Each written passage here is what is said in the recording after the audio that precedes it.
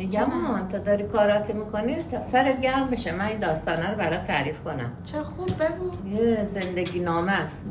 جالب، آره تعریف کن برام. جریان یه خانومیه که فکر میکنم حالا مثلا مال سال 23 اینا بوده، 1323. قدیم.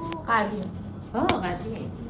دختره حالا یعنی خود دیگه یه خانم مسن و سال خورده شده بود تعریف میکرد. میگفتش که من وقتی که کوچیک بودم با مادرش و پدرش و یه دونه خواهر داشت، اسم خودش منور بود، اسم خواهرش محبوبه. یعنی منور و محبوبه با مادر پدرشون زندگی میکردن. آره. بعد حالا جریانشون چون اینا تو روستا زندگی میکردن، پدر خیلی اهمیتی نمیداده به اینا چون پسر دوست بوده اون موقع و پسر دوست بوده. خب پسرم نداشته. پسر نداشته، نه دیگه، همین دوتا دختر رو داشته. اولش که منور دنیا میاد، بعد یه چند سالم میگذره که حالا به هوایی که دوباره پسر بیاره و اینا خانم باردار میشد، دوباره اشانس کج ایزن میزنه و دختر دار میشه.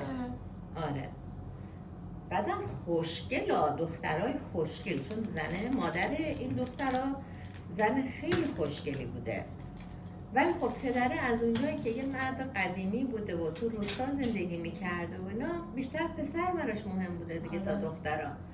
کمک دستش باشه تو زمینه کشاورزی. دخترها که خیلی نمیتونستن زندگی میگذروندن همینجوری.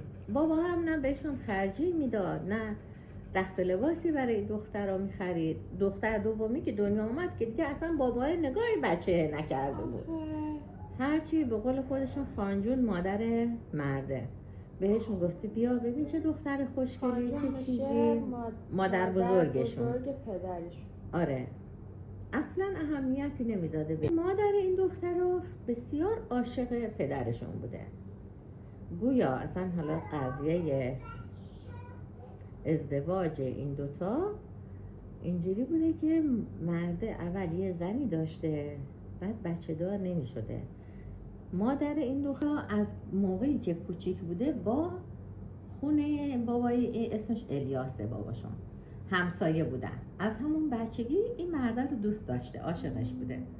خلاصه وقتی میزنه و از زن اولیه جدا میشه، این اینقدر میره خونه الیاس